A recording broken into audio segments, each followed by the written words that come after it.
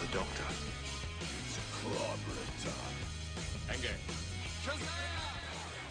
Welcome everybody once again to Heroes Asylum. This is issue 67. We're the Order after 66. So we're the post Jedi, and we're going to be talking a lot about Star Wars today, guys, because today is the eve of May 4th. May the 4th be with you. But so we were going to probably have this out on actually Monday. So we just wanted to have a Star Wars edition. On top of that, I want to say hi to everybody. Thank you for downloading, subscribing, clicking the little like button, hitting the bell button if we are on YouTube this time. And I think we are on YouTube. We were last week, but again, it just all depends on how, because last week's was shit. So see how this one turns out, and technical difficulties. Yes, unfortunately, it's a growing pain, and you guys are gonna feel it with us. But thank you guys for watching. But Kane is here with me, just like always. How you doing, my friend? Hey, buddy, how you doing, man? Doing super. Had a fun weekend. Super got some new listeners or new followers on our Facebook page, which is awesome. Yes, thank you once again for the new followers who have not heard or seen the show. Welcome aboard, and you are one of the many Asylumites, as I like to call them. Welcome to the asylum. Yeah, he calls them Asylumites. I call them inmates. So I call them Asylumites. I'm sorry. It's my wrestling. You got to eat something. Asylumites. So, but yeah, thank you guys for subscribing to us. Hopefully, we will be able to see you guys. We do have in June 12th and 13th in here in Orlando. We have an event coming up for our fan group. It's a con, Kaiser Con. We will be here in Orlando at the Kaiser University. Tickets are still available. As far as I know, everything's moving directly positive. So we have not heard anything change on that. But so as far as we know, we will still be having this, so crossing our fingers. Yeah, that should be part of Phase H, according to the governor of Florida. So was it H? Okay, I just heard 3 phases, so I didn't know. It was like a lot of phases, like Phase 1. I was like, what? I go, what? You're forming the Avengers or something? Yeah, he started the MCU. Oh boy! But so what we're going to do, like we always do, we're going to talk about the Admissions Award, and then after Admissions Award, we're going to talk about a couple of things that I think are kind of interesting about Star Wars. For any of you fans that you guys know, there are these loved to talked about, not rumors but questions, and we're just gonna break those down. But to start it off, like we always do, we're gonna start it off with our Admissions Award. So here we go. News from the Admissions Award.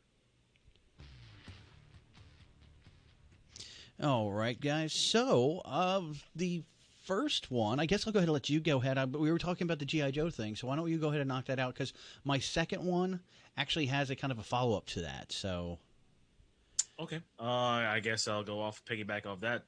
Apparently the Snake Eyes movie is going to be the beginning of a rebooted G.I. Joe series at Paramount. So this is not a sequel to direct of anything. Apparently this is the beginning of a new, I guess, trilogy or whatever form of movies from Paramount. Yeah, they're just starting G.I. Joe all over again. I mean, they've recasted everybody, and if you look at the casting for the Snake Eyes movie, Henry Golden's playing Snake Eyes. You basically have an entirely new cast. I mean, I think they have Scarlet in that movie as well. Storm Shadow. Well, there's a couple of Joes in that movie if they as well. go with the true origin of Snake Eyes, and this is going from the comic book series, him, Stalker, and Storm Shadow all were part of a military unit together. They came back home. Snake Eyes had the falling out with his family. It wasn't a falling out. His family died. Then the Joes brought him in to help out. He got into an accident. Then he went to the Kashikaga clan. I always mispronounce it. Yeah. And then he, was brought into the full force G.I. Joe. So if they're going that route, they can have Stalker, Scarlet be there for a moment. Actually, when he loses his voice? Yeah, when he loses his voice, his face. When his face gets distorted, Scarlet, and Stalker out on a mission, and these helicopters kind of bump into each other, and the blast takes out his face. So like when they find him, he's holding Scarlet up, with his face like burnt off and his voice box, gone, and he's just sitting there. His mouth is moving, and people are like, "What's wrong?" And they're like, "Oh my God, look at him!" Because he wears the mask for a reason. It's not just because he's a ninja. It's shit's fucked up. So if they go that route with what you're saying for the casting, I could kind of see that going. Yeah, that's what it appears to be. I mean, I could be dead wrong, but I mean, if you're going to start a new wave of movies of G.I. Joe, this is probably the way to go. I mean, he's probably one of the most popular characters or noticeable characters. He's their Wolverine. I mean, yeah, if you really want to boil it down, he's their guy. So he's their Wolverine, he's their Batman, he's the all hands on deck. I never was a big fan of the GI Joe animated series where they threw off Snake Eyes and Scarlet's relationship, and it was all about the blue-eyed blonde hair guy that the Duke she was always after. It was always, to me, it was always her and Snake Eyes were always the couple, and I think if they follow through with that and continue that on, I think that'll be perfect. And I think if they also do that with, if they do, like I said, the news article you read said this was the new GI Joe was going to be based off of this Snake Eyes movie, but a week ago I had read where it wasn't. It was going to be a standalone. So I'm not sure which route we're going, but I think either way would be fine. It would be a waste of money, I think, if they didn't connect it to Snake Eyes, the movie. It just would seem strange for me. Yeah, it would seem odd. I mean, if you're going to make a Snake Eyes movie, eventually you're going to make another G.I. Joe movie. I mean, I think that's got to be in the cards. I mean, Paramount doesn't have much on their slate as far as like franchises go. Yeah. So this will be be able to revitalize G.I. Joe, which is it's not that old if you think about it. I mean, the first one came out 2010, I believe. I believe so. I think it was 2010, which was for me it was kind of hit or miss. I mean, there was some good stuff with it, and there was really stupid stuff with it, and that it's like the second one was the same way. It's like what they screwed up on the first one, they kind of fixed on the second one, but then they broke other things on the second one. Like I think the creation and the perfection of the commander in the second one was better than the first one. It was I liked the looks of certain things in the second one than I did on the first one. Agreed. Aesthetically, like the looks were far superior. The story was a little bit weaker, and I felt it was like another Rock movie. Like it was just basically Dwayne Johnson. I mean, I like Roadblock. I do. He's a cool character, but that wasn't Roadblock. That wasn't Roadblock. That wasn't Roadblock. Roadblock's New Orleans. He's cooks. He rhymes. That wasn't Roadblock to me. That was Dwayne Johnson. Yeah, that was just Dwayne Johnson doing Dwayne. I mean, it was cool to see. Just do a blank on him. Bruce Willis on there, being Joe. I thought that was a cool throwback to bring. Cool. Because everybody's like, "Oh, who's GI Joe?" I remember growing up, everybody's like, "Who's GI Joe?" I go, "Well, there's no GI Joe in the toys I was playing with, but back when you were a kid, there were GI Joes." Yes, there was GI Joes. So mine actually goes and kind of ties into the Hasbro world. New Transformers talk, looking at release in 2022, and again, Paramount is the runners on this, and it looks, from what I'm reading, they're looking at the next date for the next Star Wars film to be set for June 24th, 2022. Now, very similar to the Snake Eyes one, they are not sure which route they're going. If they're wanting, there's talk of either trying to do the Beast Wars series, which I'm not a fan, but the generation younger than me, that was their Transformers to them. So I get that you have to cater to all the geeks. You can't just go, okay, you kids in the 80s, you guys, you had the kids in the 90s, and their Transformers were Beast Wars. There's also what they did and kind of what they corrected with Beetlejuice, or not Beetlejuice, shit, Bumblebee. Beetlejuice. Yeah. But what they corrected with on Bumblebee is that they showed the original formation. They show them looking like they did in the 80s Transformer, in G1. So there's talk. They're not sure. They're looking at what script comes out first and which one's basically better at the time, and they'll go that route. Again, I'm not a Beast Wars fan. I'll still go and watch it. I'll be excited because it's still Transformers, but I would prefer to see the G1 take life again and do that. And then there's talk, I think, in connection with they were talking about maybe doing another animated movie. And again, we're not sure on that one, but these are the two we have heard. My opinion on Beast Wars. I think we have met many nights at the Winchester how much my displeasure for that series was. I mean, I'm not a big fan of it. I didn't like the CGI. I just thought overall it looked kind of like cheesy, really crappy. Yeah, that was my thing. Yeah, that was it. It wasn't so much I couldn't get into the stories because I didn't like that type of animation, and I still am not. It looks so chopped. I mean, I don't design for a living like they do. They make money off that stuff, but to me, it just wasn't Transformers. It was something else. I didn't start getting into Transformers again until they released Transformers Armada, which I really liked. Yeah. And that was like, okay, this is the closest thing I'm going to get to G1. It was an epic scale. They had it was just really, really good. If you guys have never checked out Transformers Armada, really check that one out. As far as the movie goes, I hope they do Bumblebee 2. I mean, they could just keep going on that wavelength. I thought they did a great job with Bumblebee. They kind of revitalized Transformers. Yeah, they did. Just in one day, in that intro alone, they revitalized everything. And then you've got the War of Cybertron coming out on Netflix here. That was supposed to be released this month, March or May. So we just there's still a spot on it on Netflix, just not a date yet. And I don't think it would have been the COVID issue because I thought they were done by then. They should have been done by then. Yeah, so I don't know if they're waiting for something else to take place for them to roll out. Well, they have so many things coming out, pretty much weekly by now. So it just could be like a time thing. Yeah. I mean, I don't think it's a big deal. It's gonna come probably sometimes this month. Well, hopefully with that it'll refuel that G1 love. I'm a member of one of the G1 Transformers fan groups on Facebook, and those guys, I mean, they love and live the Transformers. Actually, there's been a few of them have like literally been pushing me to go start my collection again.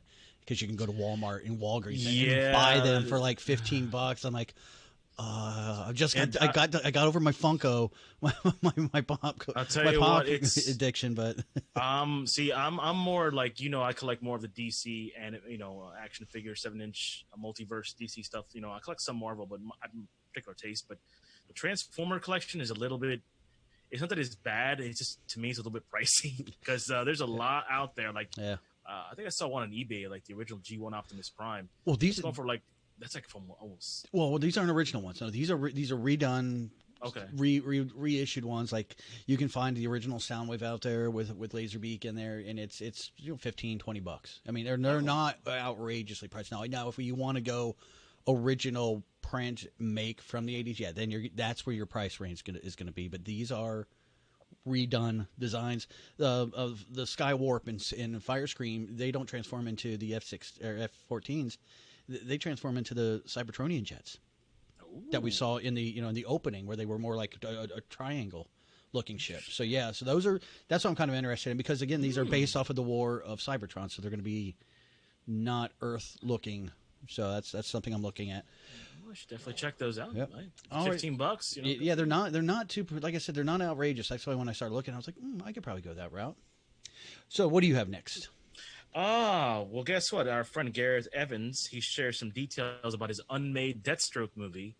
It was going to be in the vein of kind of like an Asian action film. I don't know if you're familiar with The Raid 1 and 2. If you guys have never seen The Raid, it's a Asian action film, which is before John Wick came out. This was the movie that had the best action as far as like choreography and fight scenes. It's just insane.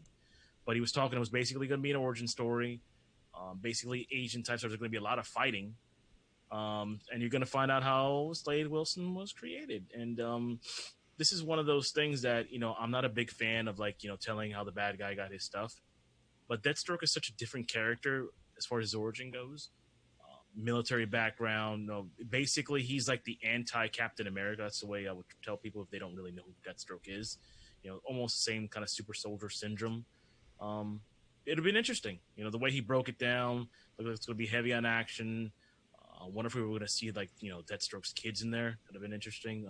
Would have it alluded to the DCA universe in a bigger world? I don't know. But it sounds kind of interesting. I mean, yeah, it does. I would be on board with that, because again, Deathstroke's not one of those villains like the Joker was that we have an imprint, and he's not that over the top villain either. He's a very realistic villain. He's like the opposite of Batman. If you think about it, he's like, they are polar opposites. I mean, one side you have Alfred, right, and then Deathstroke has Forrest Green. I mean, it's literally, they're almost mirror images of each other. They both got money, both are fighters, and both heavily trained. I think there's more of a mythology to go along with the Joker, and that's why a villain like that is so difficult to do. I mean, I think he did it just fine on the movie last year, but I think a Deathstroke one would be perfectly fine. You can read, that's a retelling you can tell, and I think the audience base would be prepared for it, because the audience that grew up with him as a villain in Teen Titans, they're adults now. I mean, that would be a great villain for them to look towards. Yeah. Plus, he did a great job in season 2 of Titans. I thought he was awesome. I thought he kind of blew the Arrow versus Deathstroke away. Yeah, he did. Yeah, and that to me was a template. But it's crazy that we live in a world now that we've had like 3 versions of Deathstroke on live action TV. Yeah, exactly. Yeah. I think that's wild. Like, you had Manganiello like for like 2 seconds at the end of Justice League. You had this guy, what was his name? Manu Bennett. He did CW. And then you had this guy for La Bamba. Well, he was Deathstroke. Well, don't forget about the also on CW the Seed. Aren't they running the Deathstroke? Oh yeah, Michael Chiklis. Yeah. I have to see that. Yeah, you It's got free. another. Yeah, you got another one on there too. So I mean, you got your runs of Deathstroke out there. So Yeah, if you're a Deathstroke fan, he's out there. But Yep. would have been interesting. Hopefully, maybe he'll come back down the road. I think he's a rich character that you can just poke him in anywhere. You can, yeah, because he can get in anybody's business. Because he's a merc, you can use him anywhere. Somebody hired him. Lex hired him to go after Supergirl for whatever reason, or Superman. He can just be thrown in, just very similar to how Deadpool was. Yes, they both were they are copies of each other. That is, which one came first rule in a lot of the arguments. I think it was Deathstroke that came first. Deathstroke, yeah, Slade came first. So, yeah. but when you look at Deadpool was the marker that made it bigger. So everybody looks at Deadpool differently. But yeah, I'd be happy to see that. Now, talking about another '90s character or villain, I mean, he was kind of big. Spawn, Mr. Todd McFarlane. His movie, his live action movie, is still in development. Of course, everything's in development right now because of COVID. But he has said that there is a 90-minute animated Spawn movie ready to go. And he's got the script ready. Everything is laid out. So we may see some more Spawn coming down the pike. I know you last couple of weeks ago you were saying that you had read some.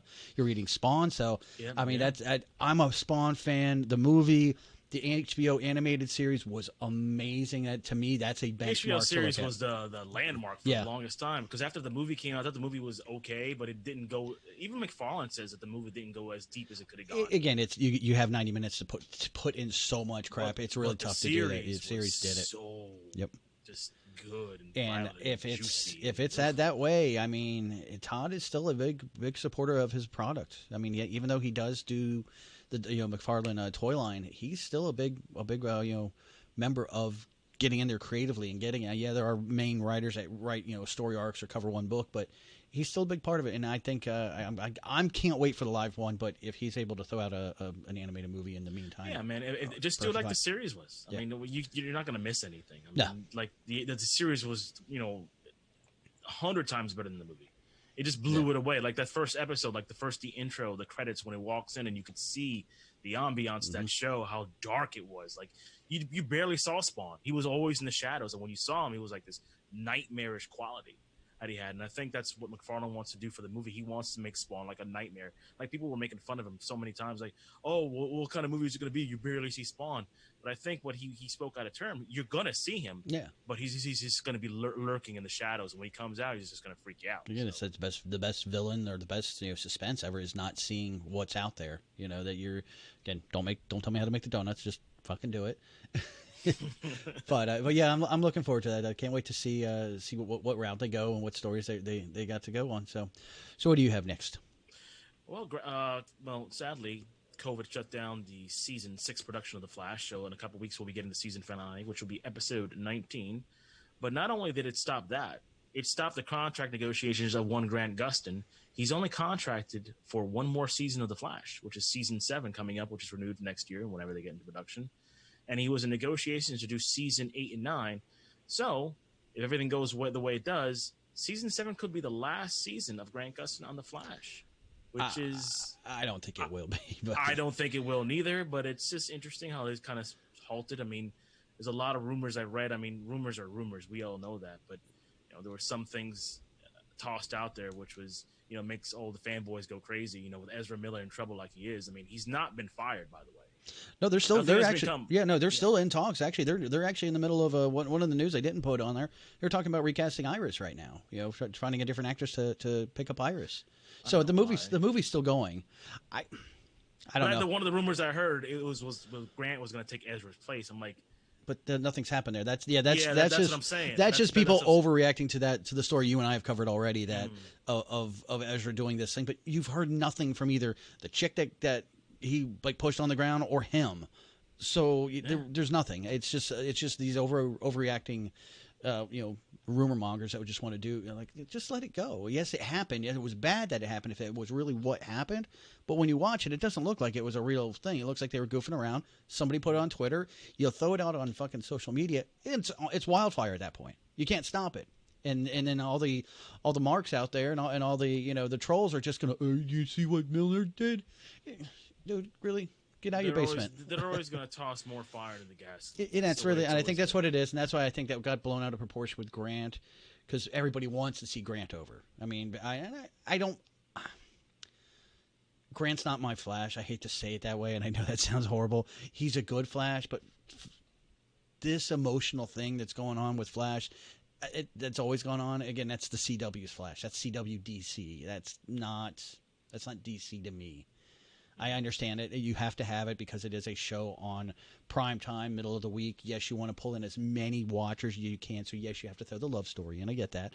I'm not saying Flash doesn't have a love story, but there are other levels and other layers to Flash that we've never seen, and I don't see the speedster, the humorous guy, the lighthearted Flash. I've never seen the lighthearted Flash in this show, except for maybe a couple of episodes. That's what I miss. I don't see that lighthearted character. You see the broody Flash. Yeah, and I don't like broody Flash. All right. Yeah, I don't like broody Flash either. You know, it's just, and again, I understand what it is. It is a primetime TV show, and they have to throw those things in there. But just, I don't want to see that Flash either on the big screen. Well, I liked Ezra. I liked Ezra. The quality he had of that. I'm doing something, but I don't know what I'm doing. I'm trying my best here, and I kind of liked that version of the unsure Flash. Mm-hmm. So we'll check it out. But on the subject of, you think he's going to come back for 8 and 9? I mean, I'm sure he will. Well, you know, we had a discussion before we signed on today. Was like, he's literally the only male lead in the CW universe now. So it's like, yeah, CW is the all rest female. of it is all girls. I mean, Yep. you have Supergirl, Batwoman, Legends of Tomorrow is basically led by a couple girls. So yeah, that's. I mean, other than Superman coming down the pike, really, that's all you have. There are no heavy male roles, and ladies, I'm proud of seeing this, but I don't want to hear anybody else go, there's no female-led characters. There's no strong female characters. You turn on the CW, who really runs DC right now because the live action is sucking so bad. It's probably predominantly female. I mean, you're talking 75% of their product is female-led. Awesome. That's great to see. We've now reached that point that it needs to be a balance now. Okay, you know, let's have a mixture of both, and I guess that's probably what they're kind of doing with Superman, is to bring that balance up. I know, like, I was actually reading about it today. Was the Canaries, the Arrow and the Canaries? I just realized Arrow has completely stolen everything from Batman. That is their Batman Beyond, because now it takes place 40 years. Yeah, it's supposed to be 40 years in the future. It's literally their Batman Beyond. I didn't realize it, so I was reading it today. I'm like, holy crap. It's Arrow Beyond. It's Arrow Beyond is really Arrow what Beyond, it is. Because you got Queen's daughter in there, and you have like the other elder Canary. So you have the older Canary playing the elder Bruce Wayne, and then you have, it's like, oh, they did it. They ripped off Batman without doing it. It's amazing how they keep doing it, and just they get away with it though. Yeah, they get away with it. It's they built a universe with a Batman-esque character that wasn't Batman. Yeah, they did. It's amazing. It's great. You got to give them credit for that, because that in itself. I mean, you have to admire it in a weird kind of way. Like I do. I mean, yeah, they ripped off a lot of Batman things, but in a way, you kind of got to admire it. It's impressive. Yeah, I was thinking about that. I was like, holy crap, they did it. They did it. They did it. I said they would probably never do a Batman Beyond, but damn it if they didn't do it right under our nose. Well, talking about DC, you guys, we've talked about this before. I've talked about it already. DC is running through three different distributors now. I take that back. We also, we have Diamond, which Diamond distributes for everybody. Then they just over this COVID thing, Diamond stopped distributing books, and then they went out and DC made a contract with Lunar and UCS. What they're going to do is, once this is all back and Diamond's back up and running, they will still continue to do distribution with Diamond as well as Lunar and UCS. What they're going to do is DC books will now come out on Tuesdays. So not a bad idea. That's kind of giving them a jump on their competition. So they're going to be out there. There will not be any runs that aren't, you're going to be able to get all your runs from both distributors if they're out there. Looks like Diamond orders were zeroed out for DC originally back, the 1st of April, 8th and 15th, but they will start pulling them back in on the 18th, March 18th. And there's a few books that will be a third run or something like that, but everything else that's coming out will be first prints starting. So yeah, DC's pulling in a fast one here to actually have a balance of both or 3 different distributors for their books from here on out, and actually doing an early release. I wonder if that might make a change down the road, that maybe Marvel will start pushing to a different date to kind of branch away. Because beforehand, we all knew Wednesday was our day. Wednesday was the day that if you wanted to buy a book, you went to the bookstore, or you went online and bought your book there. So yeah, it's a bold move, but it's a different move, and the days that we're living in right now, it's probably a smart move. I mean, you're going to see a lot of this, a lot of stuff that was the norm before.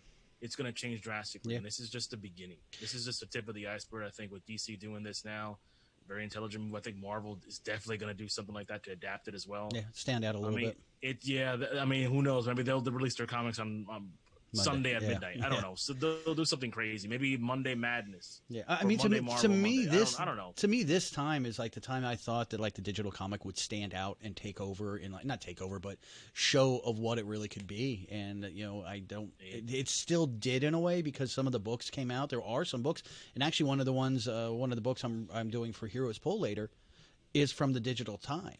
So, and it was a change, and it was something refreshing. Once I go talk about them, but only DC kept that going. Marvel pulled it, which is weird because Marvel didn't send their comic book groups home until a week ago on furlough. So I was like, what were they doing? I mean, just sitting around the office, shooting liners. I was like, what do you? I mean, DC was still at least releasing books. So they were doing a digital run of first runs. They were doing the first.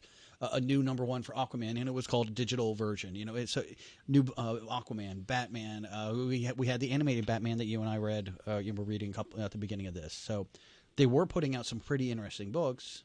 I just think I still don't think that the comic book industry is still confident enough in the digital form just yet.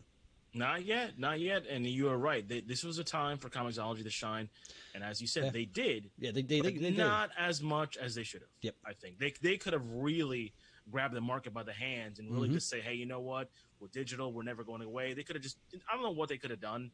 Maybe some kind of big rollout, but I guess with everything going on, they couldn't quite do that.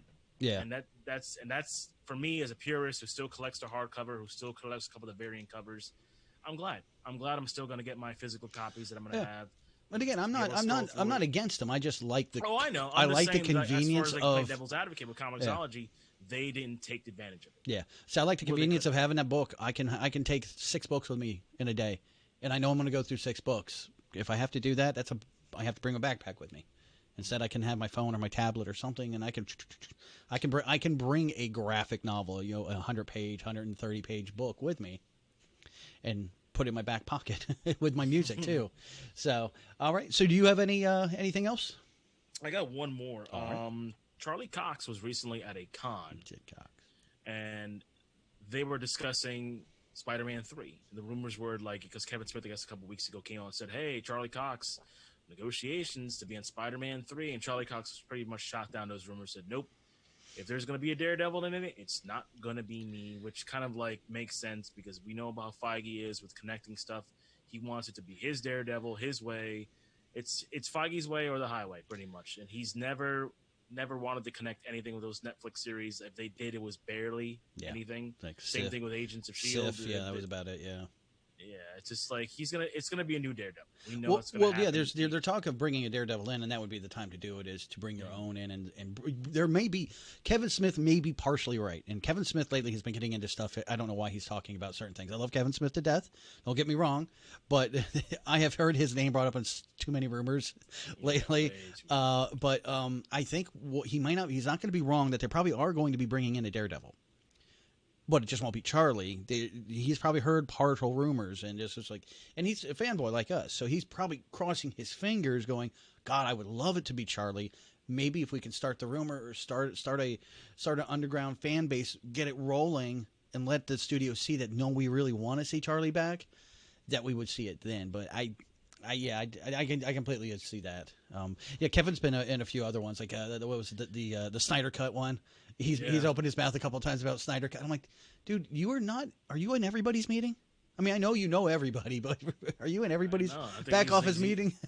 I think he's found a loophole on Zoom, and he's getting into all these meetings somehow. That's what I want to know. Like, I don't know how you do it, Kevin, but my God, like, let us know. It's just I want to funny. be in some of these. It's like if any rumor that comes out, Kevin's name's attached to it somehow. Not that it's like every rumor, but for the most part, there's quite a few that are like really? Quite a few that have involved his name. Like his name has been dropped quite often. I don't think he's ever been involved.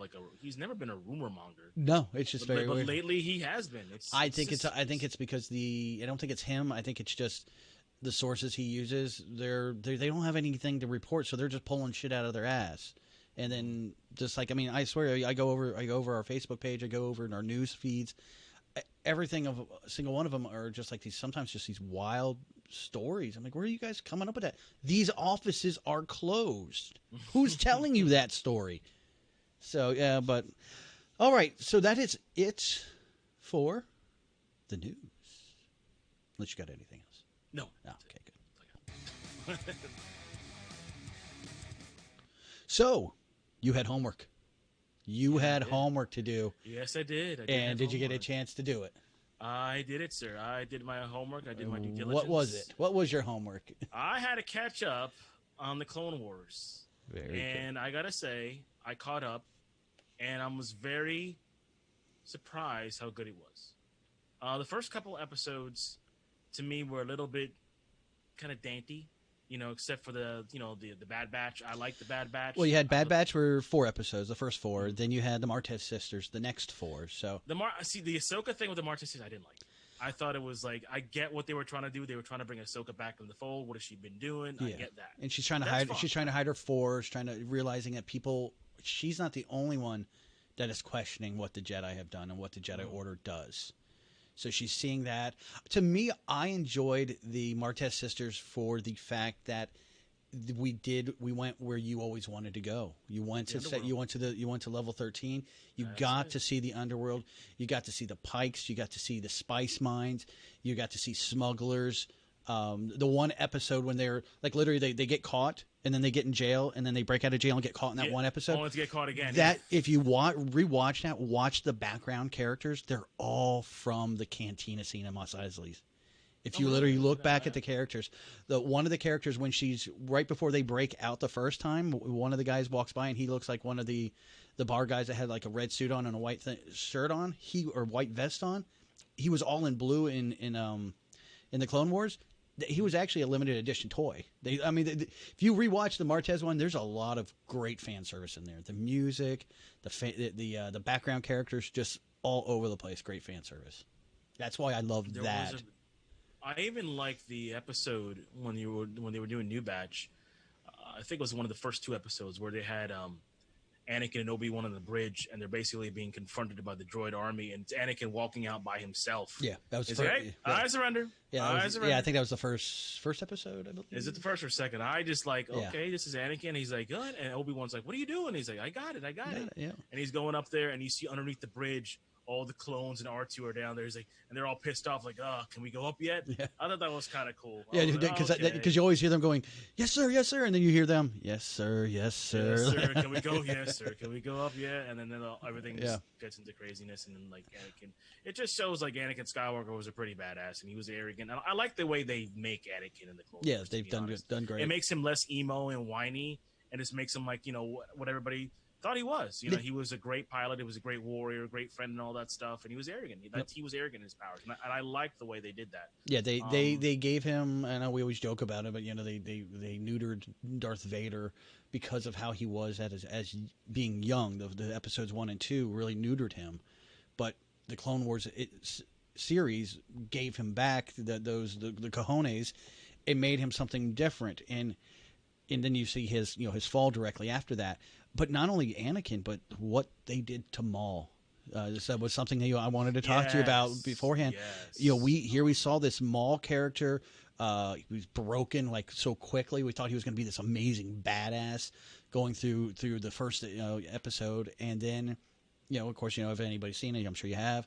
He gets chopped in half by Obi-Wan, and then if anybody's watched Clone Wars, the earlier seasons, we see him come back. He's a robot, half robot, and we see him building up, and he's just after Sidious. That's all he wants is his revenge on Sidious. But in these last 4 story arcs, we see a Maul focused and calm and patient. Beforehand, it was all passion. He was a full dark side. Now he holds this patience to him. It's very eerie. I think the episode before this last episode was Shattered. The one before that was called Phantom Apprentice, and I think I love the title because it was hinting at Maul, but it was also hinting at Ahsoka, that they're both kind of these apprentices that people aren't counting on anymore. Almost forgotten apprentices. Very, yeah. Think about that. Yeah, it's very eerie, like how their stories are very eerily similar. Mm-hmm. And the way they built Maul, and I think I told you off air, he almost has this prophet type character, and like you were saying before, like his calmness and his stillness. I think him being so calm and at ease with himself with the Force makes him more scary. Yeah, it does. Yeah. Like before, when he was all furious and just like fighting, like just winging it out, it was like, okay, this is like another another bad. Well, guy, yeah, that whole time with him, it was him and Savage Opress. I mean, during those times, those earlier Clone Wars episodes, he was just emotion, just raw Band-Aid of emotion, just ripped off. And yeah, there was no patience to it. It was during now a comic book I've mentioned before was the Son of Dathomir. You see that refocus. And something happened to him when he became the ruler of Mandalore. Sort of like Zen came over him. I don't know what it is. I don't know if it's partly because of the Mandalorians and their lifestyle and their culture. But something has happened with him, and I don't see we're going to see much change tomorrow or today on May 4th. They will release the last episode for Clone Wars, so we're not going to have to wait for Friday. It's supposed to come out tomorrow on Monday. I can't wait. And I just when I get home from work, I'm turning that off. I don't see much change happening to them. I think their growth has happened right now, because right now it's just that now Ahsoka and Maul have to come to terms and get him out of. Well, he's out of Mandalore now. I think right now what we're going to see is the setup of how Maul ends up over with where he starts his life that ends up in Solo. If you remember, we saw him at the end of Solo. Mm-hmm. In fact, I think a couple of characters from Solo were in there. They mentioned Crimson Dawn. They mentioned Crimson Dawn. Crimson Dawn is mentioned. And I can't remember the gentleman, the guy's name that was the head of the Crimson Dawn that had a relationship with Kira, the guy that plays that Vision. Oh yeah, I know who you're talking about. But his character was in there when you saw Maul leaving. I think it was on not Shattered, but in Phantom Apprentice. He's one of the holograms that he's talking to. Oh, was he? Yeah, yeah, because he was shooing the crime syndicate away. That's right. Yeah, he's like, oh, wait, and he was one of them. So there's a lot going on. They're showing it. This is the threading point. Like this last arc is like showing like all the threads. Because not only that, but you saw Kanan Jarrus, and you remember seeing I told you about looking for Kanan. Yep, he was there, so you see Kanan there. He's not there physically, but he's there as a hologram with his master. We're seeing the fall of the Empire or the fall of the Republic. Finally, we're seeing that Ahsoka is connected to Anakin, and still she is really strongly connected to the Force.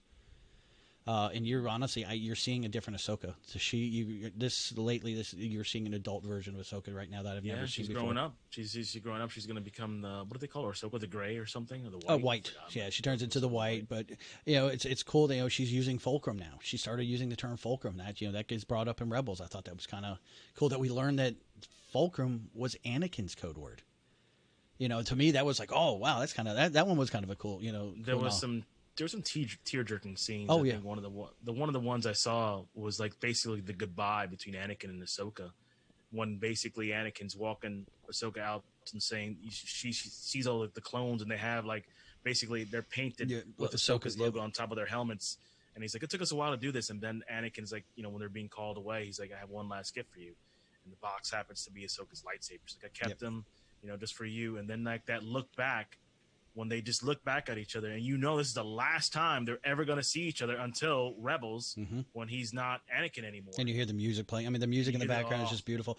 And I love the fact that they have brought back Ray Park to do the motion capture for Maul. So for those battle scenes on Phantom Apprentice, when they're over those beams and those framings above the city, I mean, amazing fight scenes. You talk about a great fight environment. That's one I never thought they would use, and they used it. Yep. Now that's not Duel of the Fates in the soundtrack. That wasn't Duel of the Fates, but it was something made to sound very similar to Duel of the Fates to give that urgency, that tension, and then just seeing that, and then of course the final fight we're going to see in tomorrow's episode or today's episode, it's it's going to be that you're going to see Rey again, and I think it's a great nod to him as a contributor to Star Wars. He was never forgotten, but they just didn't have a place for him, and now they have that. And I think it's going to be that tomorrow's is going to be definitely a big tearjerker, because this is the end of Clone Wars, which is a show that I've loved, I've raved about. But this is kind of a wrapping up of the bow of the full saga, because now this truly is the end of the saga.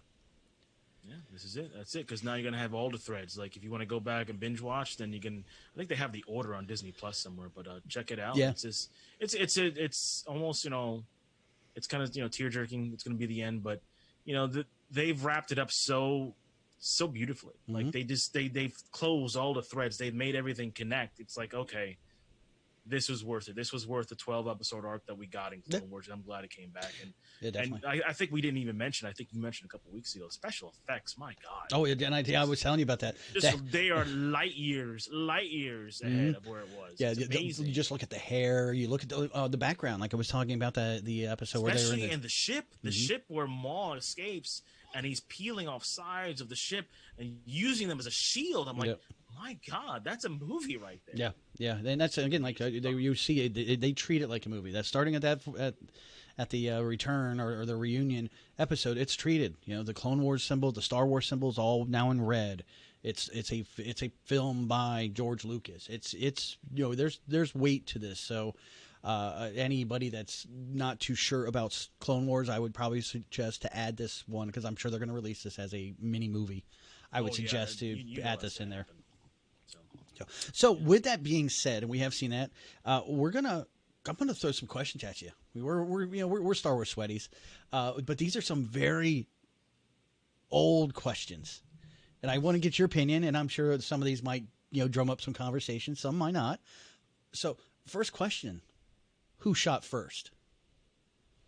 Oh, Han shot first. Okay. Now you're on the Han. You're on the Han. Yeah, Han definitely shot first. Okay. I mean, I'm not about like Guido shot first. Guido did not shoot first. Okay, I just want to know that they try to edit it like he did. No, he didn't. Han shot. Yeah, the original one that we've all seen, that we've seen in our age, that we were able to see the original cuts. It was Han. In the remastered, it's turned into Greedo. Which I think was one of the stupidest things they ever did. They like I don't know why they did that. Oh, we want to cater to kids because good guys don't shoot first. Come on, Han's not a good guy. I don't know he never said he was a good guy. He becomes a good guy, but he is not a good guy. He's the scum. He's at the worst bar in probably the worst planet ever. Mm-hmm. So yeah, that to me that always took away a level of him, and I didn't like when they did. And his redemption and his turning and his coming back to help Luke meant more, knowing he tried to shoot that dude first. Yeah, he did. I was like, oh shit, he came back. Wow, this guy killed a dude. Like, and he's coming back to save his kid. Yep. All right. So next one, which movie is the best? Even with the new ones, we're taking everything. That's why we're now at the first. This is our first May 4th since the whole saga has been ended. So we have to take everything into consideration. Okay. Because there are there are a couple of questions that have a cover of the other ones. So I'll tell you what, I like Last Jedi a lot. I'm probably one of the few people who do. I think you like it as well. But I'm still going to go with Empire. Still an Empire. Still an old school. Empire will always be number one because it just had everything. It had shock. It had like action. It had story. It had like what? And then it had like just the speaking of the Force. So what the Force was. Like what my favorite scene in that movie is we're in Dagobah, and it's a quiet scene.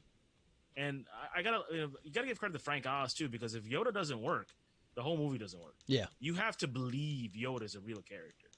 And when he sits there and he's talking to Luke about the Force and what it is, and the music, it just entrances you. Like, wow, it's not just one thing; it's everything bound together. And his explanation that always gives me chills. Like I always go to YouTube sometimes when I'm home and I'm, let's just say, drinking some beverages, and I'll always look up best scenes from Yoda in any Star Wars movie. And that one is always number one. But it's always going to be Empire for me. Okay. I like Last Jedi, but Empire is just. I agree with you. Empire to me holds up better. The other ones have their points, have their moments. They are a chapter in a bigger novel.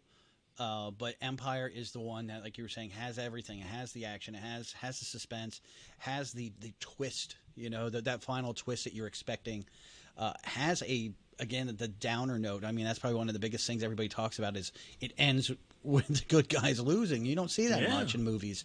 And you also have the like you were saying, Obi-Wan explains what we've all sort of not known, but we've kind of always dreamed about, was the Force. And you get an explanation. And you find other Force users, not just this old man who's now dead, but the kid, but then this little green thing. And just it to me, it's just amazing the turn of probably one of the most gut wrenching scenes I can ever remember is that scene when Han, Leia, and Chewie and Lando go walking in and see Vader and Boba there at the dining room table. Yeah. And it's like, to me, that's just like, I remember that as a kid watching that going, oh man, that got hurt. Then the torture. It hurt watching. I was like, they're screwed. Yeah. You knew it. Then the torture of Han. I mean, there was just so many things that happened during that one scene that, that's. The music when Han is finally frozen in carbonite and then it just drops down and you hear that music and you see his face and you see her face, Leia's face just freaking out and like, we could talk about this movie for hours. So next question. Ewoks. Love them or hate them? Ewoks are one of the most dangerous creatures in all the Star Wars universe. They're evil. I mean, come on. They cut the heads off their opponents and play bongos on them. You can't trust the murder bears. Can't trust them, man. Look at them. Look at their village. Look at if you ever get a chance to watch Return of the Jedi again, watch it closely. Look at it. Look at all the bodies and the skulls all around that place. That wasn't just firepower, man. Yeah, no, they're murderers. Yeah. They are stone cold killers. They'll kill you and they'll dance about you and they'll play their little drums on your head. Those guys are evil. Yes, very good. Yeah, and I think it's one of those ones that there was one of those moments that was very Lord of the Rings-esque. When you really read how Lord of the Rings was, it was really about the industrial age coming to power, but yet you still had the agricultural age and kind of in their battle. And that's what I saw within the Ewoks, was Lucas's kind of nod to that kind of story of here's the Empire, here's the Empire, this massive machine that can be taken out by murder bears. I mean, it's just. So yeah, I'm on up with the Ewoks because I got mad respect and I fear the living hell out of them. This is a sensitive subject between you and me. This question, I know the answer. We've had arguments about this, and I don't know if you really accept it. But why do stormtroopers have such terrible aim? Oh God, that's. They were made that way. Well, you got to realize the first stormtroopers we actually saw were not clones; those were regular. They got rid of the clones by then. Bad training. maybe they were just awful, or they were just made to be just really bad at aim. I mean, they're the butt of every joke. I know they are, and my argument is, and I think everybody forgets about this one scene that happens in Star Wars: New Hope. After they escape, Vader looks at his guys and goes, Did you guys put the tractor or the tracking device in there? That's all it's about. To me, they weren't bad shots. They didn't want to kill them. Vader doesn't want to kill a ship full of 4 little douchebags. No, I want to know where everything is. I want to know their base. It wasn't to kill. It was to scare them and direct them to get the hell off of the ship. So they're meant to be bad. They're meant to be bad shots in the first one. Then I think that joke got perpetually worse, and they just continued with it.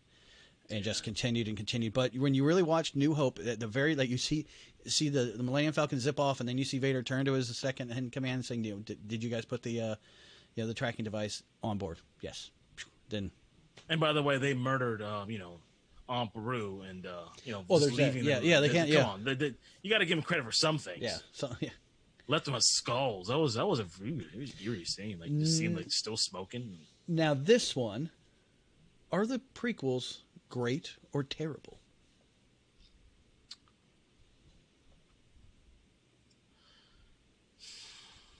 They're not terrible. Not great? but they're not great. Overall or like individually? I mean, can you say maybe one stands out the bad and one stands out the Sith worst? is out of the three, Sith is the best one. Is the least worst one, I guess I could say. I think Sith is where they started to get their footing a little bit better. And there's a lot of good things in the prequels. A lot of good things. Like when we were rewatching them, we have it at Midnight Movies, guys. Check it out. That's right. Yep. Check it out on Midnight Movies. You can go to our website, and you can see all of them. We have a couple of guests. But, when we were watching it, and I think I was making fun of the meetings, the semicircle meetings, which was way too many meetings. But there's a lot of good stuff in there. You could see that the story they were trying to build there, but it just got convoluted with a lot of other crap. And I think it was one of those things that George Lucas was falling in love with all his new CGI and technology, and the CGI is incredible. That movie still holds up. The sound by Bill Burr still holds up as well. I mean, I love the sound of that ship, Padme's ship, when it comes in ins and outs. Everything about it is cool. Like, there's a lot of good things. It's just like, to me, just the acting was just like kind of like too wooden. And then when you had the explain-o version of the Force, that's where like, okay, meta what? Yeah, and you notice it's never been brought up again. They never brought up. Yeah, I'm glad, because that was one of the worst. I don't know why he thought he must have been high. I mean, he had to be like, hey guys, you know what? What we're gonna do today is we're gonna explain what the Force is. So what is it, George? What will we do? Well, let me think about it. Let's do metachlorians. Yeah, what, chlorophene? No, yeah. Metachlorians. So let's do that. Like, come on, like, but. There's a lot of good stuff in there. Like, I love, like, Palpatine was great. I liked seeing his rise to power. Didn't like Anakin too much. I loved Obi-Wan. Like, character-wise, there was a lot of good stuff in there, but, like, the stories were kind of choppy and a lot of good things. Are they great? No. Are they awful? No. They're not awful anymore. I will never say the prequels are awful. Now that we have a comparison from the front to the back. Now that we have a comparison with the new trilogy, man, now, if you want to, the question if you want to ask me is compare the prequels to the new trilogy. We got more questions. Don't you worry. Okay. All right. Now, next one. In what order would you suggest somebody to watch? I mean, I know you and I had our talk when we sat down and actually did the watch-alongs, and we did it in a certain order because, in my opinion, the main reason I kind of like this question is I was listening to somebody one day, and they were talking that we grew up watching them in a certain order, and we think that that's how you have to watch it. But if you're a child that's never seen these before and you watch 1, 2, 3, 4, you don't know where the story's going. When we're watching one, we know Vader is Anakin. We know Palpatine is the Emperor. We already know where the story's going. But imagine a child for the first time watching them and they don't know where that character goes. You don't know that these two people will become the scourge of the universe. So to me, I'm going to kind of, I guess I'm jumping ahead on you, but to me, I think watching them, if you're a first time watcher, watch them one in order, like 1, 2, 3, 4, up. I just think that we are missing out on a great portion of that story because we already know where everything goes. So I don't think it will help in the long run when it comes to the sequels and enjoyment of that. But I think the first 6 will add a better enjoyment if you're watching them in that order. I would still go the OG trilogy way. I would still go 4, 5, 6, then go back and watch 1, 2, 3, because you're gonna get, because if you're gonna watch 1, 2, 3, right? You know who Anakin is and Palpatine. I mean, you're gonna find out who they are later on. Yeah, but you're not gonna get that shock when you find out who Luke's father is, because you already know who it is. Yeah, but is that shock better or than finding actually the shock that that child that you watched the first movie is now that evil guy that we're watching in New Hope? I don't know. See, that's just my opinion. Yeah, I know. I mean, you could, like, if you say 1, 2, 3, yeah, you could still go that way too, and you're gonna see this kid who becomes this monster. Yeah, you could do that way too. But for me, it's always going to be the OG way. Yeah, and I think that might be the debate is which way is better for which shock value. You know, because it's all about shock value. Yeah. If you think about it, it's like the second movie in the OG trilogy had the shock, and like the third one, the prequels had the shock. Yeah, because if you're watching it and not knowing, you don't know that Palpatine is Sidious. When you're watching them, you're thinking these are two different people. I mean, after a while, I'm sure you prick up the chin and all that, but you don't realize that until Revenge of the Sith, that they're one and the same, you know. So I guess it kind of in that route, yes, the Vader shock, but I think that was something more for all of us because of us growing up with it. But yeah, that's now. Would you include Solo and Rogue One? Just Rogue One. Just Rogue One. Okay. Yeah, I would include Solo is just something that you could just Solo's kind of a throwaway. It's kind of like Mandalorian. Yeah, it's like a throwaway. It's like hey, if you're bored one, I just watch it. But okay, not as far as I would not include it as a story. Just as a one-off. All right. Then. Rogue One, yes. Rogue One, yeah, you definitely got to put up there. Now, J.J. Abrams, Savior or the Death Keel? Savior for episode 6 or 7. I'm sorry. Death Knell for 9. Okay. I think he started the franchise off really good, but he didn't hit the landing for me. Okay. All right. That's my thing. Like the way he laid it out was perfect. I was like, okay, I'm behind all these characters. Let's go. Yeah. But when it came to 9, you could tell that he rushed it a little bit, and he was just throwing stuff in there. Right. Just to please everybody else. Like our friend Steve O, he loved that movie. I hate that movie. Yeah. I never because his passion for the hatred of Last Jedi outweighs, and it's I think the love of the Last Skywalker. His Last Skywalker. Yeah. Rise of Rise of Skywalker. I think the dislikes of it aren't as heavy as his true hatred for Last Jedi. Yeah, because that to me was the fan film for the fans. Like, you know what, you guys hated Jedi, so I'm going to give you all this stuff that you love. Yeah, and there was a lot of cool things in Rise of Skywalker that I dug. There was a lot of things that I felt like what? I'm on the fence of Death Keel. I don't think he should have been involved at all. Really, that's why when I hear him being involved in other things, I get a little nervous. I get a little gun shy because he starts off good stuff. Again, he does. Yeah, he starts off great, but it's that finish, and he doesn't have that finish, and that's what we need to see. Now, I will say I'm a fan of the Star Trek series. I like what he twisted on the Star Trek one, but everything else, I'm not. I just think for Star Wars, just because you're a diehard sweaty on something doesn't mean you're a good writer for it.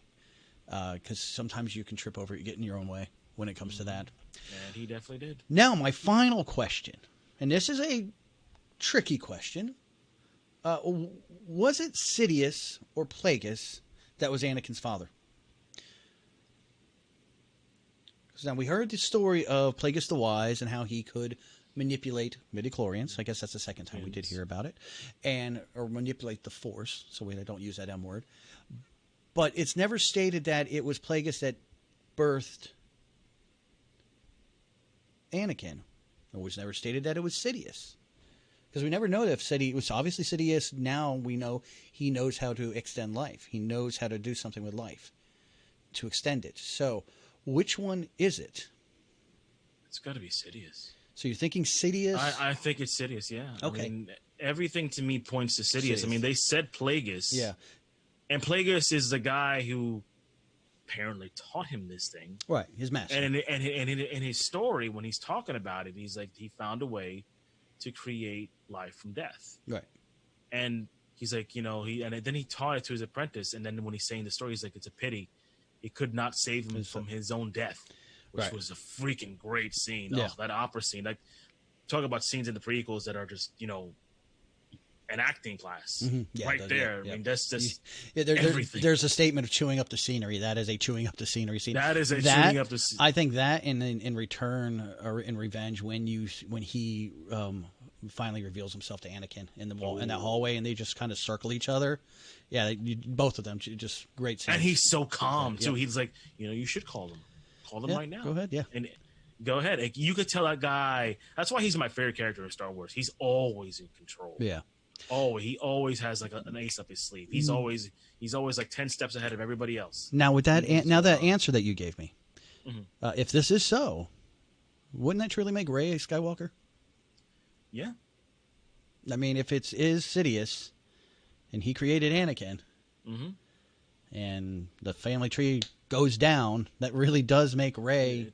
Makes Rey a Skywalker, makes Kylo her cousin. So I mean, they were kissing. We were not going to get into that. There's already been incest in Star Wars, so not a big shocker there. A big shocker there, kids. But really, when she ends the movie and she said she's a Skywalker, she's a Skywalker. She's a Skywalker. So that's only if we go Sidious Plagueis. I've always said that she should have been a Skywalker. I wish they would have just done that and don't- stopped. They just tiptoed around it so much. Like, oh no, she's not. She's not. She's not. Why just embrace it? I know a lot of fans wanted it. To me, it's a massive didn't mind it's it. a massive universe. Does everybody have to be related to everybody else? Yeah, no, I mean- I agree, but this is the ending of the Skywalker saga. Well, so it was then at that once Yeah, once it at finally that came point. out. But so all right, well those are the questions I had for you. I thought it'd be fun, delve in, find out our favorite things, some interesting questions. Very To see what's out there, guys. Keep in mind this is tomorrow or today, the 4th. Hopefully, I'm getting this May out the there in 4th time. be May the with 4th be with you. you. Correct? Yeah. And then, but yeah, you will see us on our YouTube channel. We're getting these out as quickly as we can, making sure the quality's decent. This one's gonna be a little dark. I'm afraid. Kane and I both Yeah, are kind of I gotta- dark, but it's okay. I gotta get a better LED light. It guys. was I'm you sorry. too. It was- Me too. it was- I'm having some. I'm it's having my some. fault. I'm having some light issues. That's why I had to get up in the middle of the show and go turn on the light. But again, guys, we are at home. We are. This is just a 2-man operation. So deal with it. Yeah. That's it. Deal with it. But make sure you guys Run do this check us place. out on our website. You can actually get to our website and all of our social media links.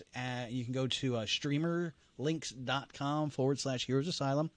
That will take you. Sorry, /Heroes Asylum. Heroes underscore asylum. Sorry about that.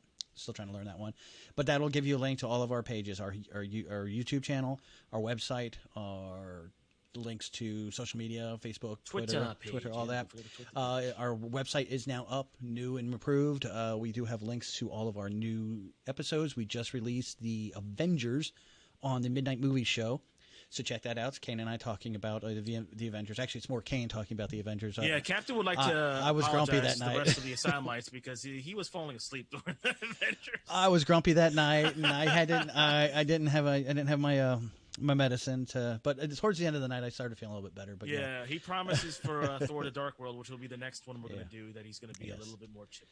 yeah, and we do have we'll have another category, random category movie coming down the pike here in the next week or That's so. right. We're gonna do. I am going to do a sports themed movie, and just make sure you guys wear your cups when you're watching this one. Yep, and your wrenches And your wrenches. and traffic. Yep. Make sure you dodge traffic. So make sure you guys do check us out on those pages. And Kane, what do you got? Hey, guess what we have coming up this week again? Monday. Monday. And Monday, what do? We have Mondays called What They Say. That's where we put a little caption of any kind of comic book movie out there, and you guys can just let your imagination run wild. I think last week we posted Superman and Lois, and we got some weird ones last week. we got some interesting ones. That's all I'm going to say. Yeah. You guys check it out on the Facebook page. It was that's probably one of the first ones that I actually posted. We had a lot of comments and discussion on there. But keep that coming, guys. We love the discussion. Those pictures are out there for you guys to interpret. What do you think was happening in that scene? We don't know. It could have been anything. So that's Monday, What They Say. Tuesday, Titan. Last week we had Null. He's the god of the symbiotes and all that stuff. We have some other cool one. I have a weird one this week, and I don't know if the captain's going to approve, but we'll check that out. Was Null last Wednesday. week? Hmm? Was Null? No. Yeah, Null was last week. Oh, sorry. Okay. Yeah. I know my shit. Wednesday is Women Wednesday. That's the captain where he picks his favorite female character. Strong. We had a big Barda. Was it Barda last week? No. That's what I'm saying. I think you're a week behind. Am I way behind? Yeah, No. I think you are. Are you sure about that? I have my folder right here. No, because last week was Kilowog. Kilowog, my bad. Yeah, Kilowog was. Yeah. So I was like, no, that's not it. And I don't. No, it wasn't Big Bard. I can't remember who I posted up Well, for. you were the one to post it. So anyway, we post any one of our favorite female characters on Wednesday. Thursday is going to be we put up one of our favorite comic book runs from the past. We did Daredevil or Spider-Man a couple weeks ago. I think we did Annihilate. Was it Annihilation last week? Annihilation was last week. Yep. Yes, I knew I got that one right because I have it right in front of my phone. Annihilation. Friday night Titans.